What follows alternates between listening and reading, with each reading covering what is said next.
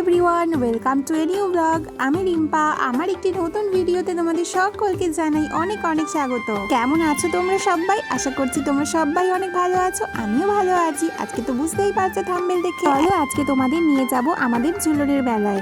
দেখতে দেখতে বাড়ির কাছেই ঝুলন মেলায় শেষ দিনে কিন্তু একেবারে চলেই এসেছি। আর এখন কিন্তু আমরা প্রবেশ করব ঝুলনের মাঠে। আগের দিনের একটা ভিডিওতে তোমাদের সাথে প্যান্ডেলটা শেয়ার করেছিলাম, আজও আবার একটুখানি দেখিয়ে দিলাম। দেখো প্যান্ডেলটা কিন্তু লাহিড়ী বাবার মন্দিরের অনুকরণে করা হয়েছে। আজ আর প্যান্ডেলের ভেতর ঢুকিনি, সোজা ঢুকে গেছি মেলার মাঠের মধ্যে। মেলা শুরু হয়েছে এই নিয়ে আজ 10 দিন হয়ে গেল। আমরা 10 দিনের দিন মানে একেবারে শেষ দিন অর্থাৎ রবিবার মেলায় এসেছি।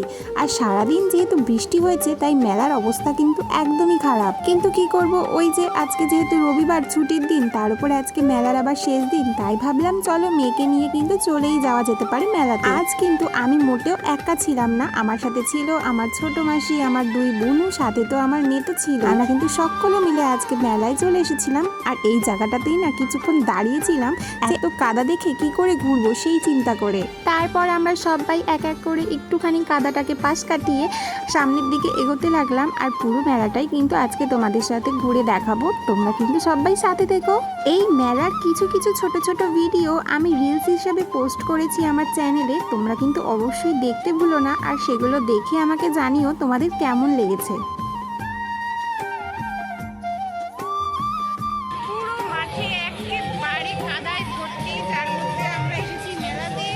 তাছাড়াও আজকে মেলায় যাওয়ার আরেকটি রিজনে ছিল, সেটা হলো আজকে সারেগামাপার খ্যাত সতীশ গজমির আসবে এখানে গান করতে। আগের দিন তো তোমাদের সাথে শেয়ার করেছিলাম যে কি শব্দে এসেছিল, তো আজকে আসবে সতীশ, তার জন্য মেলায় এসেছিলাম। আর দেখো মেলায় এসেই মাসি বললো ফুচকা নাকি খেতেই হবে।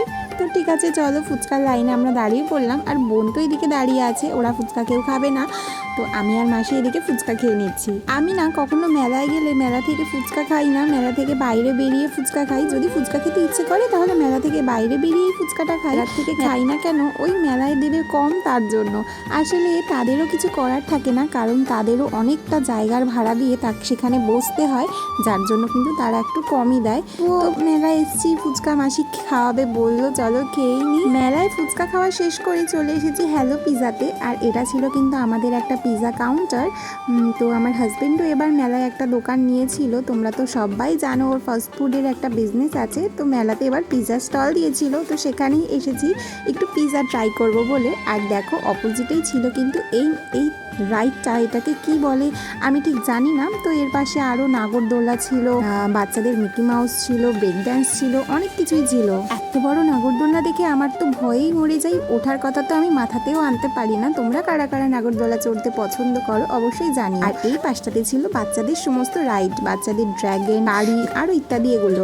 তো চলো আমাদের পিজা এখন এখানে রেডি হবে, আর আমরা এখন পিজাটা ট্রাই করব। আমাদের বাড়িতে প্রথমেই পিজা ওভেনটা আনার পরেই কিন্তু বাড়িতে একদিন পিজা বানিয়ে তোমাদের সাথে একটা ব্লগে শেয়ার করেছিলাম। অনেক দিন হয়েছে, অনেক দিন আগেই এই ভিডিওটা শেয়ার করেছিলাম। আর আজ কিন্তু দেখো মেলায় এসে, এর আগেও অনেক মেলায় আমার দোকান ছিল, কিন্তু আমি তো সেই সমস্ত জায়গায় হয়তো যাইনি, তাই খাওয়াও হয়নি। আজ কিন্তু এই মেলায় এসে আমি এই সুযোগটা একদমই হাতছাড়া করিনি, একেবারে নিয়ে নিয়েছি কিন্তু hot and spicy chicken pizza. তো চলো এখন পিজাটা খাওয়া যাক।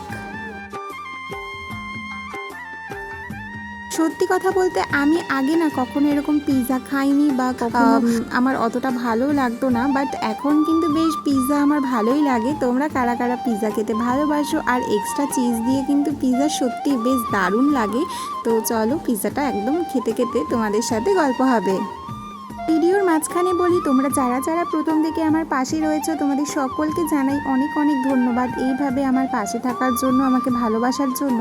আর আজকের ভিডিওটাতে যদি তোমরা কেউ নতুন হয়ে থাকো, আর আজকের ভিডিওটা যদি তোমাদের কোনো জায়গায় একটু হলেও ভালো লেগে থাকে, তাহলে কিন্তু ভিডিওটিতে একটি লাইক করতে আর একটা সুন্দর কমেন্ট করতে ভুলে যেও না, কারণ তোমাদের এক একটি লাইক কমেন্ট আমাকে ভিডিও তৈরি করতে অনেকটা উৎসাহিত করে। আর হ্যাঁ, সাথে চাইলে কিন্তু তোমরা আমার চ্যানেলটিকে সাবস্ক্রাইব করে অবশ্যই বন্ধু করে নিতে পারো আমাকে, আমার এইরকম আরো সুন্দর সুন্দর ডেইলি ব্লগগুলো দেখার জন্য।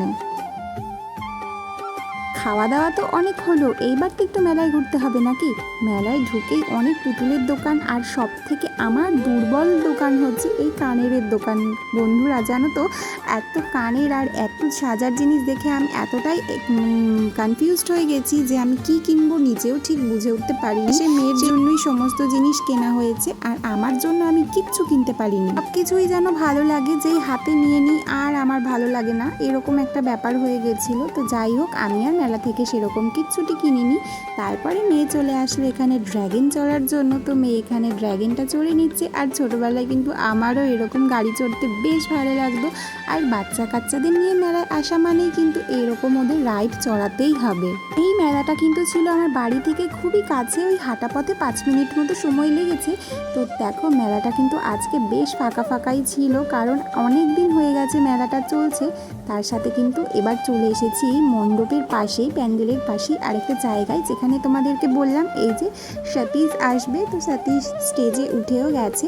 এবার একটুখানি ওর লাইভ প্রোগ্রামটা দেখেই বাড়ি ফিরতে হবে, কারণ জানো তো আজকে রাতেও আবার ঝমঝম করে বৃষ্টি নামছে। আর যেহেতু মেয়েকে নিয়ে এসেছি, মাঝে আছে দেশ এক, সকল দেশের সেরা, ও সে স্বপ্ন দিয়ে তৈরি সে দেশ, স্মৃতি দিয়ে ঘেরা এমন দেশ।